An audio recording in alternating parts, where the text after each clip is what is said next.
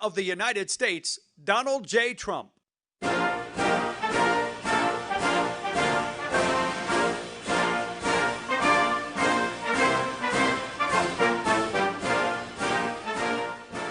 Thank you very much, everybody. Thank you. And good afternoon. My administration has been working around the clock in good faith to reach an agreement with Democrats on additional China virus relief. Already, my administration has enacted over $3 trillion in historic relief, saving many tens of millions of dollars in jobs. And you see how fast the economy is coming back. It does look like it's going to be a very sharp V. We have tremendous enthusiasm, tremendous spirit, and tremendous job growth. We set a record on number of jobs in the last 3 months. It's the most jobs ever created in a 3-month period, during a 3-month period. That's great. Before we begin, I've just signed 2 bills that are great for our vets. Our vets are very special. We passed choice, as you know, Veterans Choice and Veterans Accountability. And they've been trying to get that passed for decades and decades and decades, and no president's ever been able to do it, and we got it done, so veterans have choice, and now you have accountability that if you don't love your vets, if you're in the VA and you don't love the vets or take care of the vets, you can actually get fired if you don't do your job. We want people that love our vets. The first expands the eligibility for vets with blindness in both eyes. So we have an expansion of benefits, an expansion of various elements of being and working with the VA for vets with blindness and, in particular, blindness in both eyes. And we have a lot of problems with blindness in the VA, and we're doing something about it. They've been talking about this for many years. So that is expanding eligibility for vets with blindness in both eyes, okay? Second is requires the VA to establish a treatment court program for vets who need treatment rather than punishment for certain nonviolent crimes. And you know what that all means, and it's really something that they've been trying to get done for a long time. The second requires the VA to establish a treatment court. So this is a treatment court program for vets who need treatment rather than punishment for certain nonviolent crimes, okay? I think it's self-explanatory. We've wanted this for a long time. They've been trying to get it for a long time, and now we have it. And I want to thank everybody for helping us get that done. We had a lot of support from a lot of great people, including people in the VA. In the current negotiations, we have repeatedly stated our willingness to immediately sign legislation providing expanded unemployment benefits, protecting Americans from eviction, and providing additional relief payments to families. Democrats have refused these offers. They want to negotiate. What they really want is bailout money for states that are run by Democrat governors and mayors and that have been run very badly for many, many years and many decades, in fact. You know the states. Everybody knows who we're talking about and what we're talking about. I don't think we have to go over it. But what the Democrats primarily want is bailout money. It has nothing to do with the China virus. It has nothing to do with anything that we've been talking about over the last period of time. They want to bail out states that have been badly managed by Democrats, badly run by Democrats for many years, and in fact, in all cases, many decades. And we're not willing to do that. Nancy Pelosi and Chuck Schumer have chosen to hold this vital assistance hostage on behalf of very extreme partisan demands and the radical left Democrats, and we just can't do that. So hopefully we can do something with them at a later date, but we're going to be signing some bills in a little while that are going to be very important and will take care of pretty much this entire situation as we know it and as you have been covering it, and in some cases actually covering it accurately. Many of the far-left policies they're pushing have nothing to do, again, with what we have been working on so hard, namely the corona. You can call it so many different names. What a horrible thing China released upon the world. 1/3 of their bill, the HEROES Act, is spending completely unrelated money to the virus. Here are just a few of the policies in their extreme left bill. And again, this is a bill supported by Biden, and Biden is totally controlled now by the Bernie Sanders left wing of the party, and in fact, he's gone further left than Bernie Sanders ever dreamt of going. So obviously, other than Bernie have brought him left. If you look at the manifesto that they've agreed to, it's far further left than I've ever heard anything about Bernie Sanders. The massive taxpayer bailout of badly run blue states we talked about. That's one of the things they're looking to do. Measures designed to increase voter fraud. Banning voter ID. They want to ban voter ID. We should have voter ID in every state. Every state should have voter ID. You have ID on everything you do practically. Everybody has voter ID. Everybody has ID except for voters. When you vote, you don't want ID. They don't want it. We have some states with it. It works out great. And if you want to stop fraud in elections, have voter ID. They want measures designed to increase voter fraud, which is banning voter ID in all states and banning requirements for signature verification in federal elections. Now, why would they want, in this bill, which really has nothing to do with what we're talking about, stimulus, something banning voter ID in every single state? They want to ban it, including states where we already have it, because we have some states where we have it. Indiana and others that do very well. Why would they want to ban voter ID in all states? And why would they want to ban requirements for signature verification in federal election? Who would want a bill banning signature verification? What's that all about? You know what it's about? Fraud. That's what they want, fraud. They want to try and steal this election because, frankly, it's the only way they can win the election. The bill also requires all states to do universal mail-in balloting, which nobody's prepared for, regardless of whether or not they have the infrastructure. They want to steal an election. That's all this is all about. They want to steal the election. So in the bill, they have a bill that requires all states to do universal mail-in balloting, regardless of whether or not they have the infrastructure. Like in Nevada, it's such a disaster. Their infrastructure is a total disaster. They don't want to have signature verification. They don't want to have any of the safeguards that you need. And they don't want to have safeguards that are so common and so basic, and even other states that we disagree with have. This Nevada thing is a mess, but we'll see how the courts determine what the courts determine. But they certainly don't have the infrastructure in Nevada. So we'll see how it is. As you know, we brought suit last week, and we'll see how that all works out. I think we're going to win it.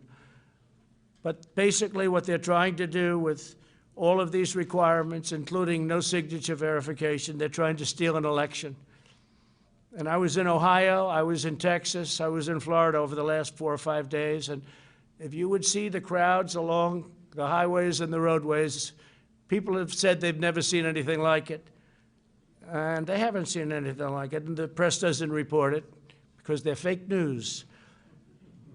They even want to force states to implement the controversial practice known as ballot harvesting, very dangerous practice, meaning they would allow Democrat Party operatives to deposit thousands and thousands of completed ballots at the post office without any verification of who filled them out, including a verification of signatures on the ballot. So you're not even going to have a verified signature. Anybody, I could sign it, you could sign it, anybody in this room could sign it, and that's going to count as a vote. How can you do a thing like this? So this is what they're asking for. This is what Nancy Pelosi and crying Chuck Schumer are asking for. Okay, that's ridiculous. It's horrible. It's a horrible thing. The Democrat bill includes stimulus checks for illegal aliens. So if you were able to get into our country illegally, and our border is, as you know, doing very well right now. We have a very strong border, and the wall is up to 276 miles. And we'll be completed with it around the end of the year.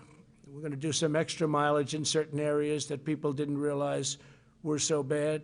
So we'll be completed with it right after. We're going to do the additional mileage. We'll do it probably a little bit after the year. I think from what I've heard, Joe Biden, Sleepy Joe, wants to rip the wall down. He wants people to pour into our country. They want to have open borders. We don't want to have open borders. So the Democrat bill includes stimulus checks for illegal aliens. They require the mass release of illegal aliens from detention. They also compel the mass release of inmates, including serious felons. How do you like that one? And this is in the bill that we're talking about. What does this have to do with stimulus, the economy? What does this have to do with the coronavirus? Know the name? What does this have to do with this? So think of that. They required the mass release of illegal aliens from detention. What does this have to do with what we're trying to do? They want to put this in. This is a radical left policy, so they can go to Portland and try and rip the place apart that they've been doing for many years, and they've been doing for years and years. They also compel the mass release of inmates. What does this have to do with what we're talking about? This is Nancy Pelosi, Crazy Nancy, and Chuck Schumer. They want to compel you to do this stuff, and this has nothing to do with what we're talking about, and it includes serious felons. They want to have these people released on a mass basis, including serious felons. That's page 1,689, page 1,762. Think of that. 1,762, and that's nowhere near the end of their bill. They have things in there that nobody has even had the time to look at or read. These people, I honestly don't believe they love our country. You want to know the truth. In addition to demanding these extreme partisan provisions, Democrats are actively blocking the following measures: support for K-12 schools to help them safely open, additional funding for the Paycheck Protection Program to help millions of workers on the payroll. These are a great program, very successful, kept a lot of businesses open. That's why we're doing so well in reopening our country. Additional money for hospitals, testing, and vaccines. Direct payments of $3,400 for a family of 4. Now remember, this is what the extreme partisans, this is what we're talking about. Democrats are actively blocking the things that we want, and what we want is good for people. These are things that they're blocking. Support for K-12 schools so they can open. Think of that. Also, direct payments of the $3,400 for a family of 4 plus. Then funding for child care and mental health care. And you need that, especially when you have so much of a lockdown. You need that, mental health care. Funding for broadband, airports, and agriculture. Rental assistance, and support for community banks and credit unions to help them provide $100 billion in loans to the hardest hit communities, including rural communities and farmers. They don't want anybody to get that. Democrats are obstructing all of it. Therefore, I'm taking executive action. We've had it. And we're going to save American jobs and provide relief to the American workers, and I'll be signing these bills in a very short period of time. First one is I'm providing a payroll tax holiday to Americans earning less than $100,000 per year. In a few moments, I will sign a directive instructing the Treasury Department to allow employers to defer payment of the employee portion of certain payroll taxes from September 1st.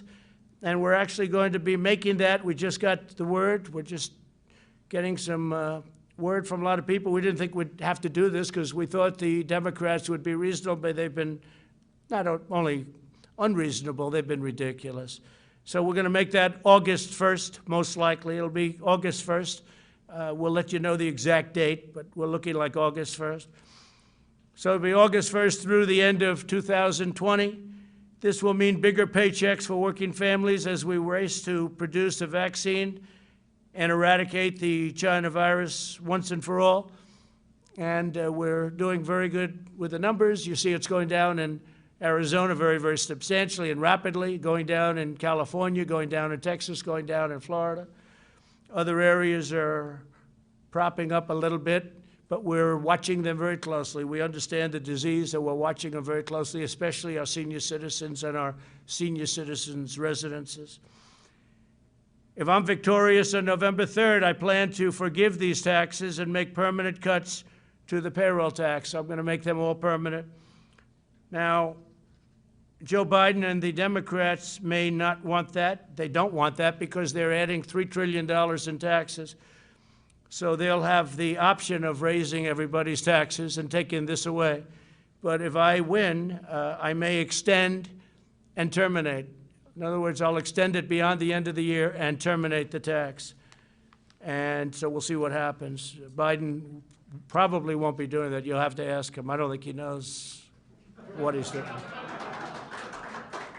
Second, I'm signing an executive order directing the Department of Housing and Urban Development, HHS, and CDC to make sure renters and homeowners can stay in their homes.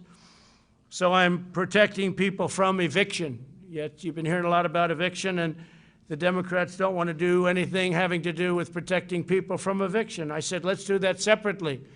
That could be a totally separate thing from passing along money so people can live. And they didn't even want to protect people from eviction, so they would get evicted. It's not their fault that this virus came into our country. It's China's fault, and came into the world. By the way, a lot of the people, a lot of the states that were doing the best are having some problems. A lot of the states that we weren't thinking were doing the best are doing very well. You look at some of the countries involved, some of the countries that were really standing out as examples are now exploding, but they'll get it down. They understand it. We're dealing with them. We're dealing with a lot of countries. We're providing thousands and thousands of ventilators all over the world right now. We make a lot of ventilators. We started off with very little, and we're making a lot. And we have thousands in our stockpile, but we're making thousands a month, and we're providing many of them, thousands and thousands, to other countries that would never be able to get them. The Department of Housing and Urban Development will also provide financial assistance to struggling renters and homeowners and work with landlords and lenders to keep Americans safely in their homes. So we don't want people being evicted, and the bill, the act that I'm signing, will solve that problem largely, hopefully completely. The third action I'm taking today will also provide additional support for Americans who are unemployed due to the China virus. Under the CARES Act, I proudly signed expanded unemployment benefits into law. Congressional Democrats have stonewalled our efforts to extend this relief. They even opposed measures that would give bonuses to workers returning to the job. They were totally opposed to that. For this reason, I'm taking action to provide an additional or an extra $400 per week in expanded benefits, $400, okay? So that's generous, but we want to take care of our people. Again, it wasn't their fault, it was China's fault. States will be asked to cover 25% of the cost using existing funding, such as the tens of billions of dollars available to them through the Coronavirus Relief Fund. Under this plan, states will be able to offer greater benefits if they so choose, and the federal government will cover 75% of the cost. So we're all set up. It's $400 per week, and we're doing that without the Democrats. We should have been able to do it very easily with them, but they want all of these additional things that have nothing to do with helping people. Fourth, I'm signing a directive providing relief to student loan borrowers. Earlier this year, we slashed student loan interest rates to zero. I don't know if people know that because the press doesn't ever report it, but maybe they're watching now. The press doesn't report a lot of good things that are good for the people and good for the country. Earlier this year, we slashed student loans, interest rates to 0%, and suspended student loan payments, and Congress extended that policy through September 30th. Today, I'm extending this policy through the end of the year, and we'll extend it further than that, most likely right after December 1st. So we look like we're going to be extending that. They're paying zero interest. And again, not their fault that their colleges are closed down, and not their fault that they're unable to get what they bargained for. Through these four actions, my administration will provide immediate and vital relief to Americans struggling in this difficult time. And the beautiful thing about this difficult time is we're now coming back and setting records. We'll also ensure that our economic comeback continues full speed ahead, and with the $400 and all of the other measures that we're talking about, and we'll be signing in a little while, that will happen.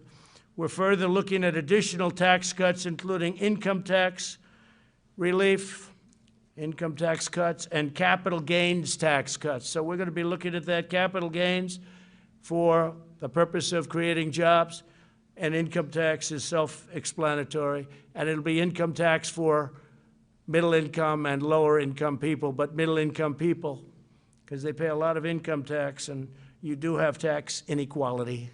I'm saying that as a Republican, and you do have tax inequality. So we're going to be looking at income tax, and we're going to be looking at capital gains tax cuts on both, and maybe substantial. And we'll be reporting back fairly shortly on that. That's big news. That's big news, but very important. We want to have our jobs flourish. We want to have our companies do great. We want to have the 401ks, which are now at a level, if you look at the stock market, it's great. If you have stocks in NASDAQ, you're higher than you ever were, including, even this is still during the pandemic, the stock market, because they see such incredible things happening, smart people. The stock market is at almost an all-time high. We're just short of it, and NASDAQ is higher than it ever was. It's broken the record 14 times in the last couple of months. So 401ks are doing fantastically. I hope you kept your stocks. I hope you didn't sell. I hope you had confidence in your president and confidence that your president was going to be reelected. And I will tell you this, that the biggest tailwind, the biggest problem that we have with respect to the stock market, which is not much of a problem because it's doing so well, but it would be actually much higher, is the possibility that these radical left Democrats could win. And if they win, we're going to have a crash. We're going to have a terrible problem because they're going to raise taxes, $3 trillion worth of taxes. And that's going to affect everybody from middle income to upper income to jobs to companies. Your 401ks will go down like a rock. Your stocks will go down like a rock. You know, and don't forget, these big companies, you have stocks in these companies. You know, you own stocks. And they have millions and millions of shareholders. And whether it's pension funds or anybody else, you all have stocks. So they're big companies, but a lot of people own that stock, and we want to keep it going. But we do have, I guess you could say, not a tailwind, it's a headwind, I guess would be a better description, but it is, it's a headwind. And when you think of it, that's, in my opinion, it would be much higher. But you look at what they want to do. They want to raise everybody's taxes, everybody. And they want to do the Green New Deal, which will decimate our country and decimate, it's ridiculous too, it's childish. I actually say the Green New Deal is childish. It's for children, it's not for adults. Anybody that believes in that is, I don't know, maybe it's politics. I don't even think it's good politics. They seem to think so. We'll see how they do. But I don't think it's good politics, that it'll decimate our economy. We've learned a great deal about this virus and how to treat it. Our strategy is to aggressively shield those at the greatest risk while allowing younger and healthier citizens to safely resume work and school. I notice that some of the Democrats that I would say are very strongly on the left are now coming out and saying we really have to open our schools for the good of the economy. I was shocked to see a couple of them. You know who they are. We urge all Americans to socially distance and avoid large crowds and all of the things that we talk about all the time. We have to go and make sure that everything's in good shape. We really are. We're coming back very, very strong. We're doing very well with the virus because all of those states that everybody thought would be in a bad position for a long time, they're all coming down. The governors have done a great job. Don't forget, we're dealing with governors. Some have done a fantastic job. All have worked hard. Some have done a much better job than others, and someday, if you'd like to know, I'll give you the good ones and the bad ones. We'll give you some good ones and some bad ones. But by contrast, the never-ending lockdown being proposed by some, mostly, I guess you could almost say almost all in the Democrat Party, would inflict unimaginable harm to our people and to our health for decades to come. It'll hurt our economy, and they view that as a good thing. They actually view that as a good thing because they're interested in one date, November 3rd. And I actually think it's bad politics, and I think they're starting to come along because I'm seeing more and more people want to open up. And you see the devastating results of lockdowns, too. You know, you have depression and suicide and drugs and alcohol and Bad marriages. Marriages that were very good turn out to be very bad. It's an amazing thing, and it's, who would think it? But people get along for 20 years. I guess they didn't know each other very well, and now they're not getting along. And you had the opposite also. You've had people that get along better. They like each other more than they thought. That's okay, too. That we like. But the other situation is very, very, very, very bad. We'll develop a vaccine. We're going to have it very soon, and we're ready to distribute it, and we've got the military ready. Logistics, it's called. And we'll end this pandemic, and we will rebuild the greatest economy in the history of the world. You know, we created the greatest economy in the history of the world, the highest stock market ever. And we're very close to getting that back. And that, I have to say, is way ahead of schedule. Highest stock market ever, best employment numbers for African Americans, Asian Americans, Hispanic Americans. And by the way, Hispanic Americans just set a record for new jobs. African Americans just set a record for new jobs just now, during the pandemic, the last month. And Asian Americans just set a record for new jobs. So we're very proud of what's happening, and I will now sign the executive action, and then if you want, we can ask a few questions. Okay, Kelly? Yeah, let me do this first, and then you can do some questions. Thank you very much.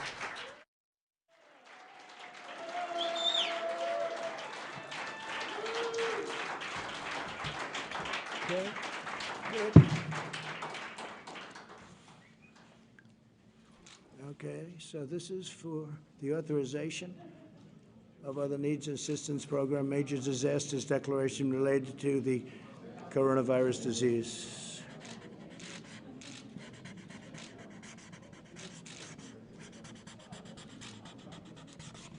Okay, got it?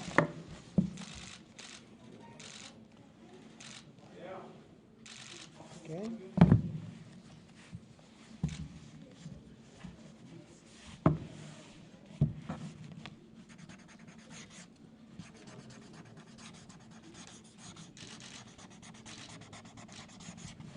So this is authority invested in me. This is the payment relief during the COVID-19 pandemic.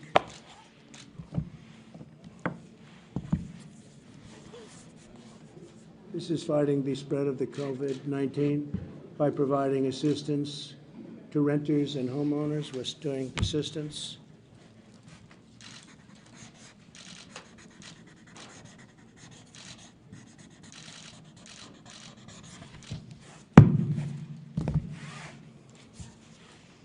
And this is deferral payroll tax obligations. So this is your payroll tax obligations, which we're going to end up terminating eventually, right?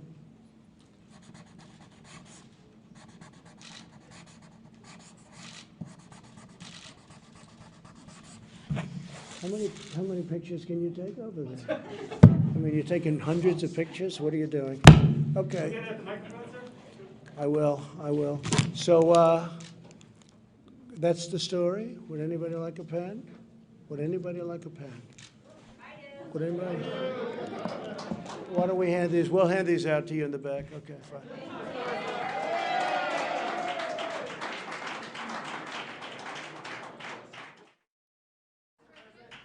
Yes, please. Yes, sir. Can we start with the $400, sir? So just wanted to get your reaction. So you're saying the states will have to cover some of this cost, sir.